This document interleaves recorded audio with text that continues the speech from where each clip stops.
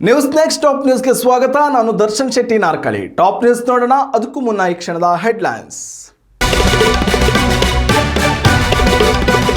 ಶಾಸಕರ ಪ್ರಶ್ನೆಗಳಿಗೆ ಉತ್ತರ ಸಿಗುತ್ತಿಲ್ಲವೆಂದು ಖಾದರ್ ಕೆಂಡಮಂಡಲ. ರಾಜ್ಯ ಇತಿಹಾಸದಲ್ಲಿ ಪ್ರಪ್ರಥಮ ಬಾರಿಗೆ ಸ್ಪೀಕರ್ ಸಭಾತ್ಯಾಗ, 8 ಕಾರ್ಯದರ್ಶಿಗಳಿಗೆ ಶೋಕಾಸ್ ನೋಟಿಸ್. ಹೋಟೆಲುಗಳಿಗೆ ಅಗತ್ಯ ಪ್ರಮಾಣದ ಸಿಲಿಂಡರ್ ಪೂರೈಕೆಗೆ ಸರ್ಕಾರ ಹಿಂದೇಟು. ಶಿಕ್ಷಣ ಸಂಸ್ಥೆ ಆಸ್ಪತ್ರೆಗಳಿಗೆ ಮಾತ್ರ ಆದ್ಯತೆ. ಸಿಎಂ ಡಿಸಿಎಂ ಭೇಟಿಗೆ ಮುಂದಾದ ಉದ್ಯಮಿಗಳು. ಹಾರ್ಮುಜ್ ಜಲಸಂಧಿ ಪಾರು ಮಾಡಿದ ಶಿವಾಲಿಕ್. ಶೀಘ್ರದಲ್ಲೇ ಮಂಗಳೂರು ಬಂದರಿಗೆ ಬಂದಿಳಿಯುವ ನಿರೀಕ್ಷೆ. 46,000 ಮೆಟ್ರಿಕ್ ಟನ್ ಎಲ್ಪಿಜಿ ಹೊತ್ತು ಬರ್ತಿದೆ ಈ ನೌಕೆ. ರಾಜ್ಯದ 13 ಜಿಲ್ಲೆಗಳಲ್ಲಿ ವರುಣನ ಆರ್ಭಟ. ಸಿಡಿಲಿಗೆ 14 ವರ್ಷದ ಬಾಲಕ ವಿಧಿವಶ. ವಿವಿಧೆಡೆ ಆಲಿಕಲ್ಲು ಸಹಿತ ಮಳೆ. ಆರ್ಸಿಬಿ ಫ್ಯಾನ್ಸ್ಗೆ ಗುಡ್ ನ್ಯೂಸ್. ಚಿನ್ನಸ್ವಾಮಿಯಲ್ಲಿ ಐಪಿಎಲ್ ಪಂದ್ಯ ಆಯೋಜನೆಗೆ ಗ್ರೀನ್ ಸಿಗ್ನಲ್. ಆದ್ರೆ ಟರ್ಮ್ಸ್ ಅಂಡ್ ಕಂಡೀಷನ್ಸ್ ಅಪ್ಲೈ. ವಿಧಾನಸಭೆಯ ಕಲಾಪಗಳಲ್ಲಿ ವಿರೋಧ ಪಕ್ಷದವರು ಸರ್ಕಾರದ ವಿರುದ್ಧ ಅಸಮಾಧಾನ ವ್ಯಕ್ತಪಡಿಸಿ ಸಭಾತ್ಯಾಗ ಮಾಡುವುದು ಸಾಮಾನ್ಯ.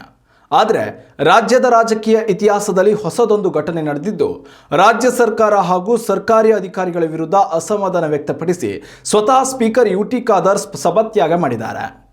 ಬಜೆಟ್ನ 7ನೇ ದಿನದ ಕಲಾಪದಲ್ಲಿ ಈ ಘಟನೆ ಸಂಭವಿಸಿದೆ. ಲಿಖಿತ ಪ್ರಶ್ನೆಗಳಿಗೆ ಉತ್ತರ ನೀಡಲು ಸಚಿವರು ಹಾಗೂ ಅಧಿಕಾರಿಗಳು ಇಲ್ಲದನ್ನು ಗಮನಿಸಿದ ಸ್ಪೀಕರ್ ಸಭಾತ್ಯಾಗ ಮಾಡಿದ್ದಾರೆ. ಸ್ಪೀಕರ್ ಈ ನಡೆಯ ಬಳಿಕ ಸರ್ಕಾರದ ಮುಖ್ಯ ಕಾರ್ಯದರ್ಶಿ ಡಾಕ್ಟರ್ ಶಾಲಿನಿ ರಜನೀಶ್ ಸಿಎಂ ಸಿದ್ದರಾಮಯ್ಯರ ಸೂಚನೆಯಂತೆ 8 IAS ಅಧಿಕಾರಿಗಳಿಗೆ ಶೋಕಾಸ್ ನೋಟಿಸ್ ಜಾರಿ ಮಾಡಿದ್ದಾರೆ. ಪಶುಸಂಗೋಪನೆ ಇಲಾಖೆ ಕಾರ್ಯದರ್ಶಿ ಆರ್ ವಿನೋದ್ ಪ್ರಿಯಾ, ವಸತಿ ಇಲಾಖೆ ಕಾರ್ಯದರ್ಶಿ ಮೋಹನ್ ರಾಜ್ ಕೆಪಿ, ಸಾರಿಗೆ ಇಲಾಖೆ ಕಾರ್ಯದರ್ಶಿ NV ಪ್ರಸಾದ್, ತೋಟಗಾರಿಕೆ ಮತ್ತು ರೇಷ್ಮೆ ಇಲಾಖೆ ಕಾರ್ಯದರ್ಶಿ ಆರ್ ಗಿರೀಶ್, ಲೋಕೋಪಯೋಗಿ ಇಲಾಖೆ ಕಾರ್ಯದರ್ಶಿ ಅಮಲಾನ್ ಆದಿತ್ಯ ಬಿಸ್ವಾಸ್ ಹಾಗೂ ಕಂದಾಯ ಇಲಾಖೆಯ ರಾಜೇಂದರ್ ಕುಮಾರ್ ಕಟಾರಿಯಾ ಅವರಿಗೆ ಸರ್ಕಾರದಿಂದ ಶೋಕಾಸ್ ನೋಟಿಸ್ ಜಾರಿಗೊಳಿಸಲಾಗಿದೆ. ಹಾಗೂ ಅಲ್ಪಸಂಖ್ಯಾತ ಹಾಗೂ PWD ಇಲಾಖೆಗಳ ಒಟ್ಟು 3 ಅಧಿಕಾರಿಗಳನ್ನು ಅಮಾನತು ಮಾಡಲಾಗಿದೆ. ಕಲಾಪದಲ್ಲಿ ಶಾಸಕರ ಪ್ರಶ್ನೆಗಳಿಗೆ ಸೂಕ್ತ ಉತ್ತರ ಸಿಗುತ್ತಿಲ್ಲ ಎಂದು ಸ್ಪೀಕರ್ ಯುಟಿ ಖಾದರ್ ಈ ಹಿಂದೆಯೇ ಸರ್ಕಾರದ ವಿರುದ್ಧ ಅಸಮಾಧಾನ ಹೊರಹಾಕಿದರು. ಆದರೆ ಕಲಾಪದ 7ನೇ ದಿನವೂ ಸರ್ಕಾರಿ ಅಧಿಕಾರಿಗಳು ಹಾಗೂ ಸಚಿವರು ಗೈರಾಗಿರುವುದನ್ನು ಸ್ಪೀಕರ್ ಗಮನಿಸಿದ್ದಾರೆ. 230 ಪ್ರಶ್ನೆಗಳಲ್ಲಿ 84 ಪ್ರಶ್ನೆಗಳಿಗೆ ಉತ್ತರ ದೊರಕಿದೆ. ಶಾಸಕರ ಸಮಸ್ಯೆಗಳಿಗೆ ಉತ್ತರಿಸಲು ಸಚಿವರೇ ಇರುವುದಿಲ್ಲ ಎಂದಾದರೆ ಕಲಾಪ ನಡೆಸುವುದು ಏಕೆ ಎಂದು ಪ್ರಶ್ನಿಸಿದ ಯುಟಿ ಖಾದರ್ ಸಭಾತ್ಯಾಗವನ್ನು ಮಾಡಿದ್ದಾರೆ. ಬಳಿಕ CM Siddaramaiah speaker UT Khader ಅವರ ಮನವೊಲಿಸುವಲ್ಲಿ ಯಶಸ್ವಿಯಾಗಿದ್ದಾರೆ. ಸ್ಪೀಕರ್ ಯುಟಿ ಖಾದರ್ ಈ ನಡೆಯ ಬಳಿಕ ಕಲಾಪದಲ್ಲಿ ಸುಧಾರಣೆ ಕಂಡುಬರುತ್ತಾ ಎಂಬುದು ಸದ್ಯ ಯಕ್ಷ ಪ್ರಶ್ನೆಯಾಗಿದೆ.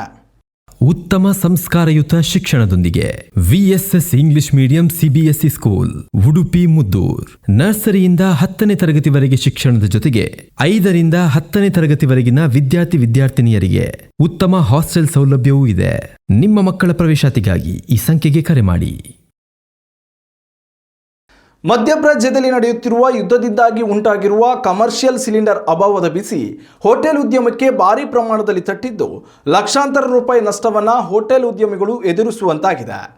ಆದರೆ ಸರ್ಕಾರ ಮಾತ್ರ ಹೋಟೆಲ್ಗಳಿಗೆ ಅಗತ್ಯ ಪ್ರಮಾಣದಷ್ಟು ಸಿಲಿಂಡರ್ ಪೂರೈಕೆ ಸಾಧ್ಯವೇ ಇಲ್ಲ ಎಂದು ಸ್ಪಷ್ಟ ಸಂದೇಶ ರವಾನಿಸಿದೆ. ಈ ವಿಚಾರವಾಗಿ ಮಾತನಾಡಿರುವ ಆಹಾರ ಸಚಿವ KH ಮುನಿಯಪ್ಪ, ಹೋಟೆಲ್ ಉದ್ಯಮಗಳನ್ನು ಒಳಗೊಂಡು ರಾಜ್ಯಕ್ಕೆ ಪ್ರತಿನಿತ್ಯ 44,000 ವಾಣಿಜ್ಯ ಸಿಲಿಂಡರ್ ಅವಶ್ಯಕತೆ ಇದೆ. ಆದರೆ ಪ್ರಸ್ತುತ ಅಗತ್ಯ ಸೇವೆಗಳಿಗೆಂದು 9,544 ಸಿಲಿಂಡರ್ಗಳನ್ನು ಮಾತ್ರ ತರಿಸಿಕೊಳ್ಳಲಾಗುತ್ತಿದೆ. ಹೀಗಾಗಿ ಬೇಡಿಕೆಗೆ ಅನುಗುಣವಾಗಿ ಹೋಟೆಲ್ಗಳಿಗೆ ಸಿಲಿಂಡರ್ ಪೂರೈಕೆ ಮಾಡಲು ಸಾಧ್ಯವಾಗುತ್ತಿಲ್ಲ. ಆದ್ಯತೆಯ ಮೇರೆಗೆ ಶಿಕ್ಷಣ ಸಂಸ್ಥೆಗಳು, ಆಸ್ಪತ್ರೆಗಳಿಗೆ ಸಿಲಿಂಡರ್ ಪೂರೈಕೆ ಮಾಡುತ್ತಿದ್ದವೆ ಎಂದು ಹೇಳಿದ್ದಾರೆ. ಇತ್ತ ಸರ್ಕಾರದ ನಡೆಯ ವಿರುದ್ಧ ಹೋಟೆಲುಗಳ ಸಂಘದ ಗೌರವಾಧ್ಯಕ್ಷ PC ರಾವ್ ಅಸಮಾಧಾನ ಹೊರಹಾಕಿದ್ದು, ರಾಜ್ಯದಲ್ಲಿ 40,000 ಹೋಟೆಲ್ಗಳಿವೆ. ಆದರೆ ರಾಜ್ಯ ಸರ್ಕಾರ ಒಂದು ದಿನಕ್ಕೆ 1,000 ಸಿಲಿಂಡರ್ ಪೂರೈಕೆ ಮಾಡುವುದಾಗಿ ಹೇಳುತ್ತಿದೆ. ಅದು ಎಲ್ಲಿ ಸಾಲುತ್ತದೆ? ಸರ್ಕಾರ ಹೋಟೆಲ್ ಉದ್ಯಮದ ಕಡೆಯೂ ಗಮನ ಹರಿಸಬೇಕಿದೆ. ಶೀಘ್ರದಲ್ಲೇ ನಾವು ಸಿಎಂ ಹಾಗೂ DCM ಅವರನ್ನು ಭೇಟಿ ಮಾಡಿ ಈ ವಿಚಾರ ಚರ್ಚಿಸಲಿದ್ದೇವೆ. ಅಗತ್ಯ ಬಿದ್ದರೆ ತೈಲ ಸಚಿವರನ್ನು ಭೇಟಿ ಮಾಡುತ್ತೇವೆ ಎಂದು ಹೇಳಿದ್ದಾರೆ. ದೇಶದಲ್ಲಿ ಉಂಟಾಗಿರುವ ಗ್ಯಾಸ್ ಸಿಲಿಂಡರ್ ಅಭಾವಕ್ಕೆ ಶೀಘ್ರದಲ್ಲೇ ಪರಿಹಾರ ಸಿಗುವ ಎಲ್ಲ ಲಕ್ಷಣಗಳು ದಟ್ಟವಾಗಿದೆ. ಹಾರ್ಮುಜ್ ಜಲಸಂಧಿಯಿಂದ ಯಶಸ್ವಿಯಾಗಿ ಹೊರಟು ಗುಜರಾತ್ನ ಮುಂದ್ರಾಗೆ ಭಾರತ್ LPG ನೌಕೆ ಶಿವಾಲಿಕ್ ಬಂದು ತಲುಪಿದೆ. ಮೂಲಗಳ ಪ್ರಕಾರ ಶಿವಾಲಿಕ್ ನೌಕೆಯು ಮಂಗಳೂರಿಗೂ ಆಗಮಿಸಲಿದೆ ಎನ್ನಲಾಗಿದೆ. 46,000 ಮೆಟ್ರಿಕ್ ಟನ್ LPG ಹೊತ್ತುಕೊಂಡು ಬಂದಿರುವ ಶಿವಾಲಿಕ್ ನೌಕೆಯು 20 ಮೆಟ್ರಿಕ್ ಟನ್ LPGಯನ್ನು ಮುಂದ್ರಾದಲ್ಲಿ ಇಳಿಸಲಿದೆ. ಹಾಗೂ 26,000 ಮೆಟ್ರಿಕ್ ಟನ್ LPGಯನ್ನು ನವಮಂಗಳೂರು ಬಂದರಿಗೆ ಹೊತ್ತು ತರಲಿದೆ ಎನ್ನಲಾಗಿದೆ. ಇಂಡಿಯನ್ ಆಯಿಲ್ ಕಾರ್ಪೊರೇಷನ್ ಅವರು ಈ LPG ತರಿಸುತ್ತಿದ್ದಾರೆ ಎಂದು ಮೂಲಗಳು ಮಾಹಿತಿಯನ್ನು ನೀಡಿದೆ. ಮಾರ್ಚ್ ಮೊದಲನೇ ವಾರವೇ ಭಾರತದ ಶಿವಾಲಿಕ್ ಹಾಗೂ ನಂದಾದೇವಿ ಯುದ್ಧ ನೌಕೆಯು ಕತಾರ್ನ ರಾಸ್ ಲಫಾನ್ ಬಂದರಿನಿಂದ LPG ಹೇರಿಕೊಂಡು ಹೊರಟಿತ್ತು. ಆದರೆ ಇದಾದ ಬಳಿಕ ಉಂಟಾದ ಯುದ್ಧದಿಂದಾಗಿ ಹಾರ್ಮುಜ್ ಜಲಸಂಧಿಯಲ್ಲಿಯೇ ಈ ಹಡಗುಗಳು ಬಾಕಿಯಾಗಿದ್ದವು. ಕಳೆದ ಅನೇಕ ದಿನಗಳಿಂದ ಬಿಸಿಲಿನ ಧಗೆಗೆ ಕಂಗೆಟ್ಟಿದ್ದ ಜನರಿಗೆ ವರುಣ ತಂಪೆರೆದಿದ್ದಾನೆ. ಆದರೆ ಗುಡುಗು, ಸಿಡಿಲು ಹಾಗೂ ಆಲಿಕಲ್ಲು ಸಹಿತ ಮಳೆಯು ಹಲವೆಡೆ ಅವಾಂತರವನ್ನೇ ಸೃಷ್ಟಿಸಿದೆ. ಕೊಪ್ಪಳ ಜಿಲ್ಲೆ ಯಲಬುರ್ಗಾ ತಾಲೂಕಿನಲ್ಲಿ ಸಿಡಿಲು ಸಹಿತ ಮಳೆಗೆ 14 ವರ್ಷದ ಬಾಲಕ ಮಂಜುನಾಥ್ ಎಂಬ ಮೃತಪಟ್ಟಿದ್ದಾನೆ.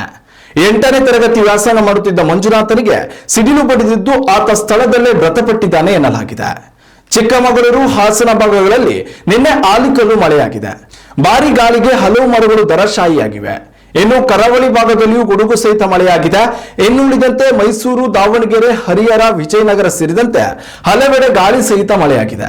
ಇನ್ನು ಈ ಸಂಪೂರ್ಣ ವಾರ ದಕ್ಷಿಣ ಒಳನಾಡು, ಉತ್ತರ ಒಳನಾಡು ಹಾಗೂ ಕರಾವಳಿ ಭಾಗಗಳಲ್ಲಿ ಗುಡುಗು ಸಹಿತ ಸಾಧಾರಣ ಮಳೆಯಾಗುವ ಸಾಧ್ಯತೆ ಇದೆ ಎಂದು ಹವಾಮಾನ ಇಲಾಖೆ ಮುನ್ಸೂಚನೆಯನ್ನು ನೀಡಿದೆ. ಕಳೆದ ವರ್ಷ RCB ವಿಜಯೋತ್ಸವದ ಸಂದರ್ಭದಲ್ಲಿ ನಡೆದ ದುರಂತವು ಚಿನ್ನಸ್ವಾಮಿ ಕ್ರೀಡಾಂಗಣಕ್ಕೆ ಕಪ್ಪು ಚುಕ್ಕಿಯಂತಾಗಿತ್ತು.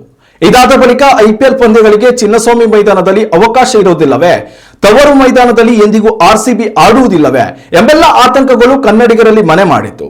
ಆದ್ರೆ ಇದೀಗ RCB ಅಭಿಮಾನಿಗಳಿಗೆ ಅಧಿಕೃತ ಗುಡ್ ನ್ಯೂಸ್ ದೊರಕಿದ್ದು, IPLನ 7 ಪಂದ್ಯಗಳನ್ನು ಚಿನ್ನಸ್ವಾಮಿಯಲ್ಲಿ ನಡೆಸಲು ರಾಜ್ಯ ಸರ್ಕಾರ ಅನುಮತಿ ನೀಡಿದೆ.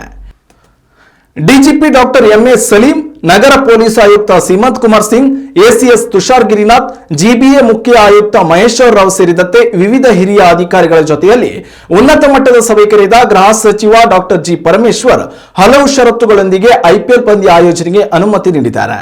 ಒಟ್ಟು 7 ಪಂದ್ಯಗಳಿಗೆ ಅನುಮತಿ ದೊರಕಿದ್ದು, ಇದರಲ್ಲಿ 5 ಪಂದ್ಯಗಳಲ್ಲಿ RCB ಇರುವುದು ಪಕ್ಕ ಎನ್ನಲಾಗಿದೆ. ಇದರ ಜೊತೆಯಲ್ಲಿ ಒಂದು ಪ್ಲೇ ಆಫ್ ಪಂದ್ಯ ಹಾಗೂ ಫೈನಲ್ ಪಂದ್ಯವನ್ನು ಚಿನ್ನಸ್ವಾಮಿಯಲ್ಲೇ ಆಡಿಸಲು ನಿರ್ಧರಿಸಲಾಗಿದೆ ಎಂದು ತಿಳಿದು ಬಂದಿದೆ.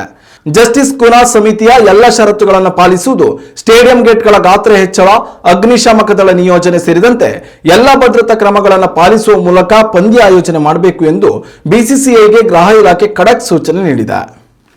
ಇನ್ನಷ್ಟು ತಾಜಾ ಸುದ್ದಿಗಳಿಗಾಗಿ ನೋಡ್ತಾ ಇರಿ ನ್ಯೂಸ್ ನೆಕ್ಸ್ಟ್. ಇದು ವರ್ತಮಾನದ ಕೈಗನ್ನಡಿ. ಉತ್ತಮ ಸಂಸ್ಕಾರಯುತ ಶಿಕ್ಷಣದೊಂದಿಗೆ VSS English medium CBSE school, Udupi Muddur.